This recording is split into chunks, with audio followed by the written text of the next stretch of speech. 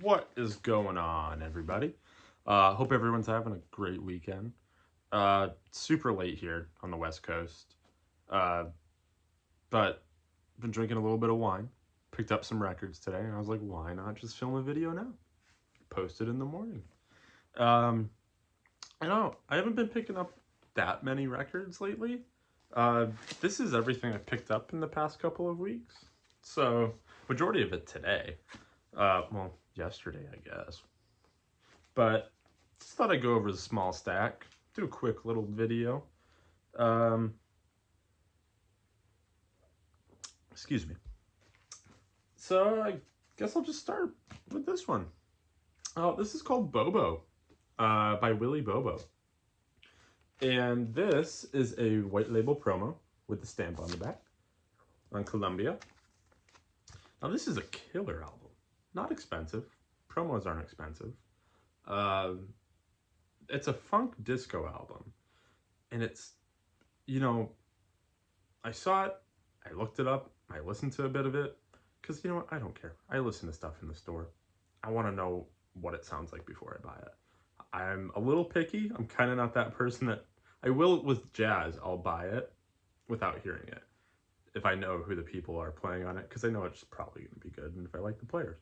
But with like funk and blues and soul and rock and stuff, I kind of got to hear it before. And this was no different. But I listened to it and I was like, damn, that's killer. And then I got it home and listened to the whole thing. I was like, wow, that's really fucking killer. This is a killer album. It's super funky. A little bit of disco elements to it, but also just phenomenal guitar playing. The guitar player, if hopefully I say his name correctly, it's Abel Zarate. I believe that's how you say it. I'm not quite sure.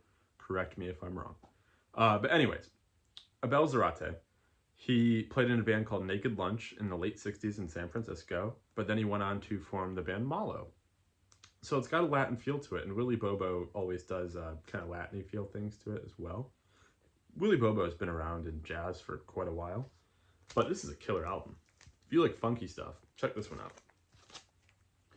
I got this one on the same day. I got both of these two last week, and the rest I got today. This one I got last week. This is also a promo, but good lord, is this jacket just not great. It's not beat to hell, but let me just show you. It's just got writing all over it and on the back. I mean, look at that. Yeah, it was a radio station copy, but still, I've never seen one this bad. It's got the stamp demonstration not for sale on the back on that yellow Epic label, but it is Steamhammer, Reflection by Steamhammer. Their first debut record, I guess.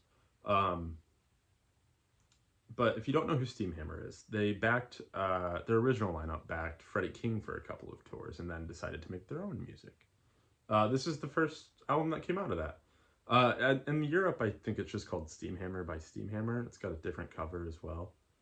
But really cool, great blues rock album. This one was on my want list, and despite the written over cover, I still wanted it. And it was a good price too, so I picked it up. The wax is good. But yeah, great blues rock album. Next, starting the stack I got today, I went to a local store of mine, small store. It's not in the city. It's what we call on the east side of Lake Washington here. But I go there quite a bit and I trade records with a guy named Darren who owns the shop. He's also the only person who works there. And he always cuts me good deals. We're good friends. I go there sometimes and I'll listen to his speakers at the store and we'll just sit there and have some beers and stuff. But yeah, so I went and traded some records again today. And he had some cool stuff there today. I picked up a pretty cool stack there. But the first record I bought by a band I don't own anything by, and it's because I'm not huge fans of theirs, but I thought I would try this one. I've heard part of it before. It's fun, still not quite my thing. But this is Surfin' Safari by the Beach Boys. This is an original mono press on Capitol with the rainbow label. I haven't spun this yet. It's a little scratched up, so I'm a little iffy about how it'll play, but hopefully it plays pretty well. I'm gonna try it. If I still just cannot get into it super hard, or even just a little bit, I'll probably just trade it. But I'm gonna try. That's why I got this one. It was a very good price. I didn't pay that much for it. Well, I guess I didn't pay because I traded records. But regardless, gonna give it a shot. Next is one I don't have. And this is a second pressing. It's a great album.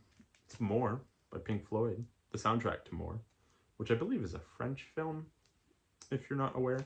This is a Harvest press. The original's on Tower, which is what all the early pre-1971-ish Pink Floyd stuff was pressed on in the United States. This is a great album, though. Kind of like Obscured by Clouds, where it's not... I mean, this came out in '69 originally, and they weren't into their concept album phase yet. But still, great music on here. The Nile song, killer smoking hard rock tune. Closest Pink Floyd ever got to hard rock. But that's a killer tune off of this. The jacket is quite beat on here. This whole top seam is split. But the record itself is pretty good. So I'm pretty happy with that. Wasn't expensive, again. The next one is... It's kind of a funny story. I'll explain. This is my copy of Disraeli Gears by Cream. It is on this Reaction label. Now, if you know this record and you know the Reaction label, you might be thinking, oh, that's a first UK press. This is not a first UK press, despite what it may look like. I bought this thinking it might be a UK press, but it turns out this is basically just a bootleg. The original Reaction label has silver text on it. This has white. And this is on this thick, hopefully you can see that, this thick American cardboard style. Now, what got me, before I even got it home when I first bought it, what kind of got me concerned was this warning on the back, or the stereo, whatever. Super out of focus. Don't know if you guys can see, but it's just very out of focus on the back there. And then I kind of realized, oh, it's out of focus kind of all over. Still plays really, really great, though. I mean, it doesn't sound like it would be a bootleg. But, moving on, I picked this up today. This is a first US stereo pressing of Disraeli Gears. It is a Monarch pressing, too, which, from what I can tell, is considered the best stereo pressing of this album. But the cool thing about this one is it is in that shrink wrap. Hopefully you guys can see. I have never seen one in the shrink wrap before. The record is a little iffy. I was a little concerned buying it. I mostly bought it for the cover, if I'm being quite honest. I was like, well, I could just find a pristine record to put in it later that has a beat jacket. But I mean, in the shrink, I've never seen that with this. This is the best cover I've ever seen of this record. So, with that in mind, I found this one later on in the stacks. This is Are You Experienced?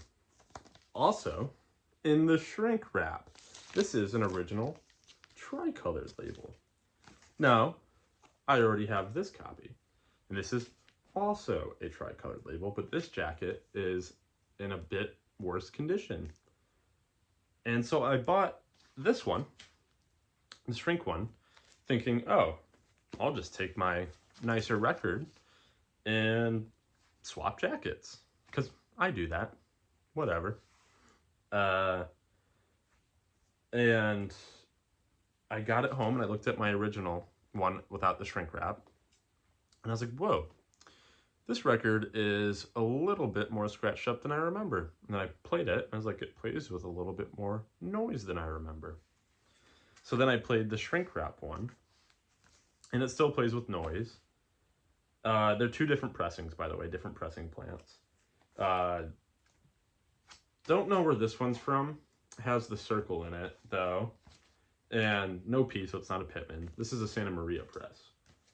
And I was like, this one might have a little bit more noise, but I prefer the shrink wrap copy sonically. to the Santa Maria press. It's a little bit more bass heavy on this one. I was kind of surprised by that. But regardless, I'm not sure which one I'll keep yet. And before I move on, I want to talk about this because this has been on my mind lately. Now, I've got some albums in the shrink wrap, and I know everyone's got opinions on this. I feel a duality here. I really want to take off the shrink wrap, but I kind of can't bring myself to do it. So I guess what I'm getting at is, what are your guys' thoughts on this? I don't know. I think it's cool to have an album that's old in the shrink wrap, but at the same time, it's like, get out of the damn way, shrink wrap. You know? Yeah. I might take them off. I might not. We'll see. Moving on. Finally got my first record on this label. This is the only jazz in the stack. There's always going to be jazz, though. And I finally got my first one on this label. And it's not one I see too often around here. But this is Reflections of a Golden Dawn by Lonnie Liston Smith on that Flying Dutchman label. 76 is when this came out, so a little bit past those pretty famous Flying Dutchman albums. But this one still is great. Still funky, still has kind of that meditative sound to it at times. Chilled out, but also quite funky. A little bit more synthesizer use on here. It was a great price. It's in really great condition, so picked it up. And last but not least, will never be least with records, this one might be the one I'm most stoked about. It is not the most, it's not worth the most in all the ones I got today. It's, I don't know. I was just very stoked to get this one. This is my first record, LP I should say, off this label, because I have a couple 45s from them. And it just surprised me when I found it in the stacks, and I got it for a really good price. Enough to where I was able to trade for all these records I'm showing.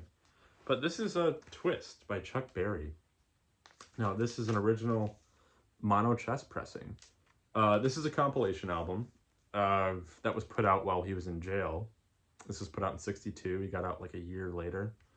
But, I mean, it's got Maybelline. It's got Reelin' and Brockin', Sweet Little 16, Johnny B. Good, one of my favorites. Almost, which one is it? I can't find it. Rock and Roll Music. Sorry. That's a great song. But it's got a lot of great ones on it. And it's an original mono press. Little beat on the jacket. It's a white jacket. What are you going to do? It's from 1962. The record has a little bit of noise to it. I'm not going to be too picky. I got this for a really, really good price. It's not worth that much. And it's my first chess record. So super cool. That's it, though. A little bit shorter of a video today. Again, didn't find that much. So it's nice to be able to talk about things a little bit more. Yeah, I hope everybody's having a good weekend. Let me know your opinions on shrink wrap. I'm very curious to hear everyone's opinions. I feel like I should be impulsive and just do it, and then I just won't even think about it again, but like, it's a little heartbreaking, you know? Anyways, I hope everyone enjoys the rest of their weekend, their Sundays, and I hope the next week's good to y'all. Hope you guys have had a good, relaxing weekend. Take it easy, everybody.